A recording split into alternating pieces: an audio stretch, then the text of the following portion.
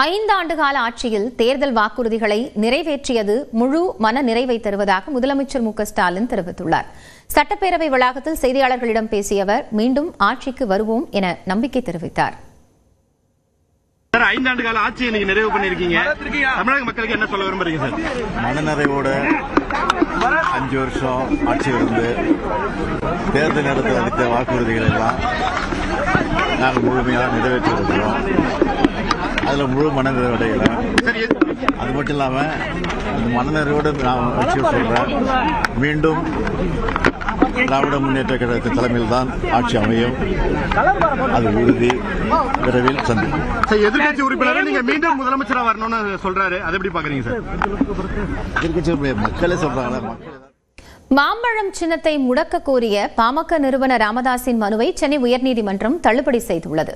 ராமதாஸ் தலைமையிலான நிர்வாகிகளை அங்கீகரிக்க கோரியும் மாம்பழம் சின்னத்தை முடக்க வலியுறுத்தியும் பாமக நிறுவனர் சார்பில் சென்னை உயர்நீதிமன்றத்தில் வழக்கு தொடுக்கப்பட்டது. இந்த வழக்கு தலைமை நீதிபதி அமர்வில் விசாரணைக்கு வந்தபோது தந்தை சொல் பேச்சை மகன் கேட்பதில்லையா என்று எழுப்பப்பட்ட கேள்விக்கு ராமதாஸ் தரப்பினர் ஆம் என்று பதிலளித்தனர்.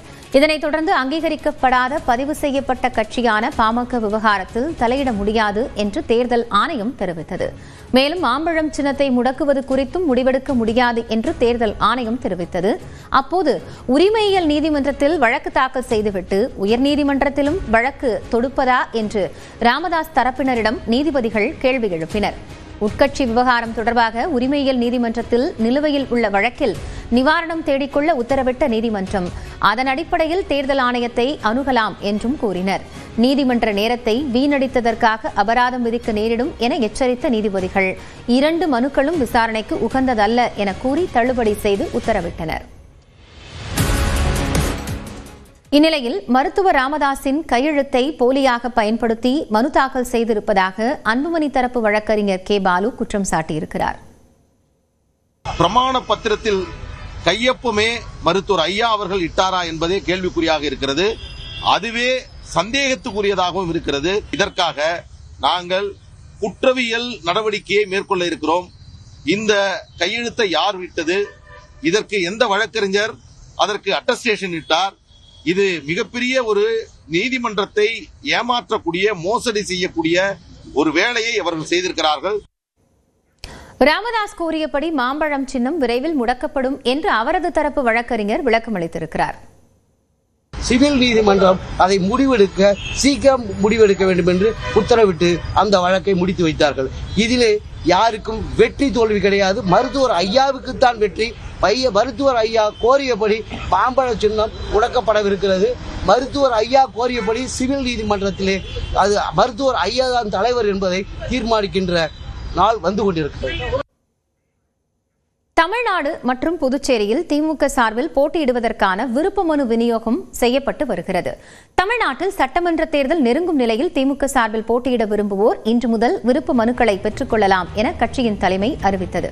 அதன்படி சென்னை 1000 விளக்கு தொகுதியில் முதலமைச்சர் மு.க.ஸ்டாலின் போட்டியிடுவதற்கு சென்னை மேற்கு மாவட்ட திமுக சார்பில் விருப்ப மனு அளிக்கப்பட்டது. இதேபோன்று துணை முதலமைச்சர் உதயநிதி ஸ்டாலின் திருவல்லிக்கேணி சேப்பாக்கம் தொகுதியில் போட்டியிடுவதற்கும் சென்னை மேற்கு மாவட்ட திமுக சார்பில் விருப்ப மனு வழங்கப்பட்டது. இந்நிலையில் சென்னையில் உள்ள தலைமைக் கழகத்தில் 1000 ரூபாய் செலுத்தி வரும் 2ஆம் தேதி வரை விண்ணப்ப படிவத்தை பெற்றுக் கொள்ளலாம் என்று கட்சி தலைமை அறிவித்துள்ளது.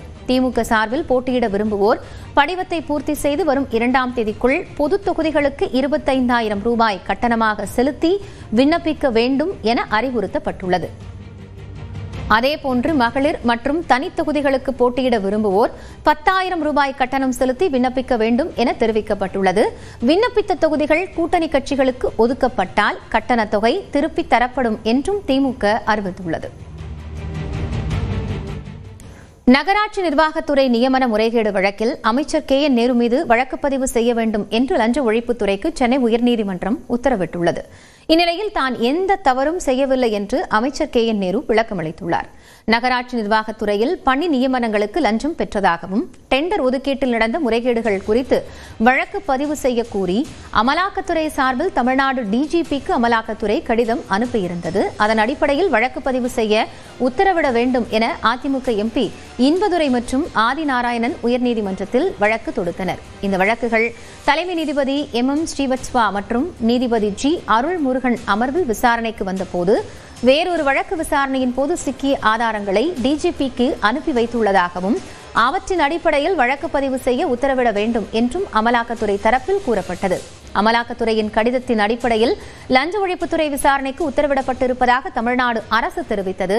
இதனை கேட்ட நீதிபதிகள் அமலாக்கத்துறை போதுமான ஆதாரங்களை சமர்ப்பித்திருப்பதால் ஆரம்பகட்ட விசாரணை நடத்த தேவையில்லை என்றும் வழக்கு பதிவு செய்து சட்டப்படி நடவடிக்கை எடுக்க வேண்டும் என்றும் உத்தரவிட்டனர்.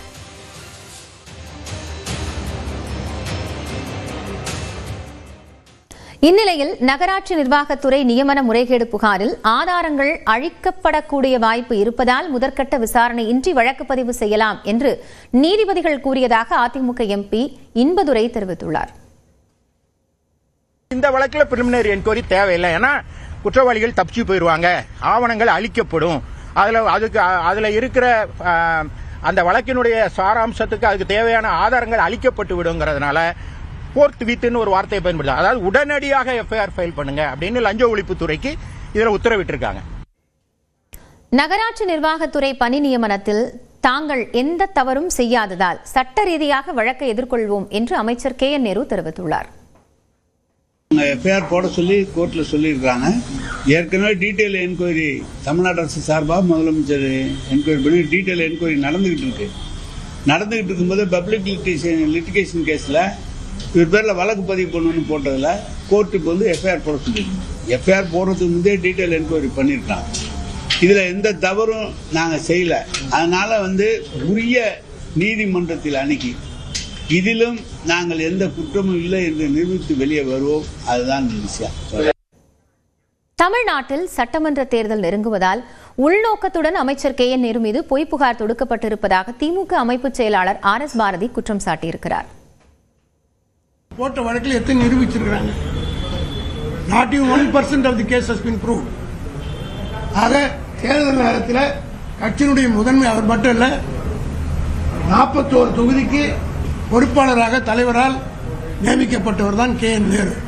41 தொகுதியிலும் மிகப்பெரிய வெற்றியை பெறக்கூடிய அளவுக்கு ஒரு களத்தை சரிபடுத்தி வச்சிருக்கிறார் என்ற பொறாமையில் வைத்தறிச்சலில் பாஜக அரசு டெல்லியில் உட்கார்ந்து கொண்டிருப்பவர்கள் இங்கே இருக்கிற எடப்பாடியுடைய பேச்சு கேட்டுக்கொண்டு செயல்படுகிறார்கள்.